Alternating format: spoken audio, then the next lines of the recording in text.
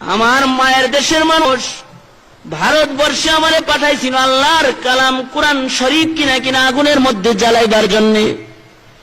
বন্ধুরে, তোমার কাছে আমি বলি বন্ধু, যেই দেশ থেকে আল্লাহর কোরআন আগুনে জ্বালাইবার জন্য আমারে ভারতবর্ষে পাঠাইছে, আমি ওই দেশে জিন্দেগিতে আর কোনোদিন যাব না। তুমি যদি আমার বাড়িতে যাও, তাহলে আমার আত্মীয় স্বজনদের তুমি খবর কইও, তোমাদের সন্তানকে আল্লাহর কোরআন কিনা জ্বালাইবার লাইগা ভারতবর্ষে পাঠাইছিলাম, কিন্তু তোমাদের সন্তানের সিনাটাই আল্লাহর কোরআনে কিনা কুফরি জ্বালায়া ইমানের নূর ভিতরে ঢুকায়া দিছে। এ হলো কোরআন শরীফের তিলাওয়াত। এজন্য পয়গম্বরদের 1 নম্বর কাজ ছিল ইয়াতলু আলাইহিম আয়াতি, পয়গম্বররা কোরআনের তেলাওয়াত করত। হাদিসে পাকে আছে, পয়গম্বর বলেন, মাইয়িতরে যখন কবরের মধ্যে রাখা হয়, এ মাইয়িতের কোন আপনজন কবরে তার সাথে থাকে না, তার কোন ক্ষমতার বাহাদুরি কবরে তার সাথে থাকে না। এই মাইয়িত যদি দুনিয়ার মাটির উপরে আমল করে থাকে, তাহলে তার আমল কবরে চলে যায়। নিজের সন্তান যার জন্য গাড়ি করছেন, যার জন্য বাড়ি করছেন, সন্তান 2 পারে হাত দিয়ে লাফ দিয়ে কবর থেকে উঠা শেষ চাকা মাটির চাপ গুলার সন্তান নিজের হাতে দিয়ে যায়। আপন জনেরা সবাই পাষাণ হৃদয় হয়ে মাইয়িতরা একা একা কবরে রাইখা চলে যায়, কিন্তু মাইয়িতের সাথে কবরে 4টা জিনিস থাকে। পয়গম্বর বলছেন, ইযা উযিআল মাইয়িতু ফি কবরি, মাইয়িতরে যখন কবরে রাখা হয়, যা আল কুরআন ইনদা রাসিহি, মাইয়িত যদি কোরআন শরীফের সাথে সম্পর্ক রেখে থাকে, কোরআন শরীফের তেলাওয়াত যদি করে থাকে, কোরআন শরীফ তার মাথা বরাবর এসে যাবে। ফেরেশতারা প্রশ্ন করতে আসলে বলবে, বলো তোমাদের প্রশ্ন বলো, আমি দিয়ে দেই।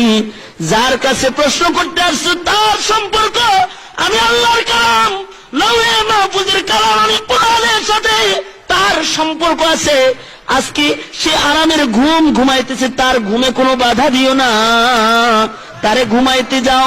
যত প্রশ্ন আছে সব আমারে করো, আমি কোরআন তার পক্ষ থেকে তোমাদের সকল প্রশ্নের উত্তর দিয়া দেই। সুবহানাল্লাহ।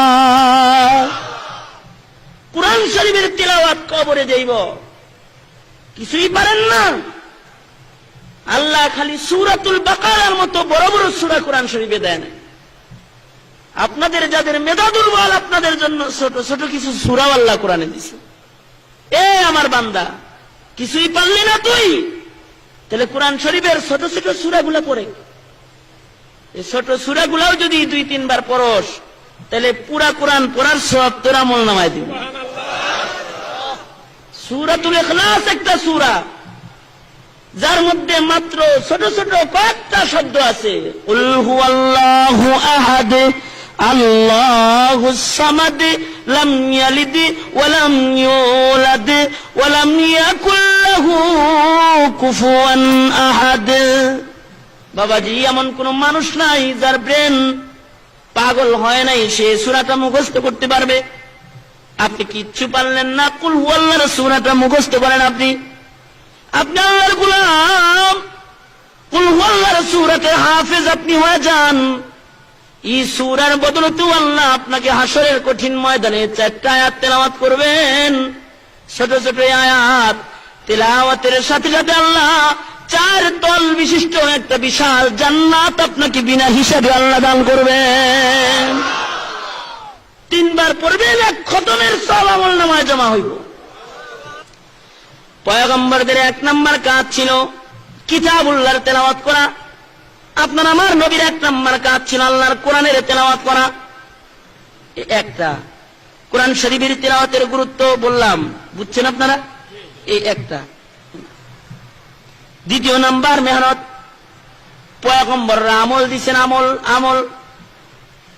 সকালে কিছু সময় আল্লাহর নামের জিকির করো, বিকালে কিছু সময় আল্লাহরে ডাকো, পড়ো লা ইলাহা ইল্লাল্লাহ, লা ইলাহা ইল্লাল্লাহ, লা ইলাহা ইল্লাল্লাহ, লা ইলাহা ইল্লাল্লাহু মুহাম্মাদুর রাসূলুল্লাহ। সবক দিতেন, যেই সবকগুলা হক্কানি পীরেরা দেয়। ইংরেজরা মাদ্রাসারে জঙ্গি প্রতিষ্ঠান বলে মাদ্রাসার কোরআনের আওয়াজ বন্ধ করতেছে, আর হক্কানি পীরেরা যে পয়গম্বরী তাজকিয়ার সবক দেয়, এই সবক বন্ধ করার জন্য লাল শালুয়ালা পিসাব ইংরেজরা ছেড়ে দিছে। যারা কয় নামাজ রোজা না করলেও আল্লাহর সাথে সম্পর্ক হয়, গাঁজা খায়াও খাজা পাওয়া যায়, খাজা পাইলে আল্লাহরে পাওয়া যায়।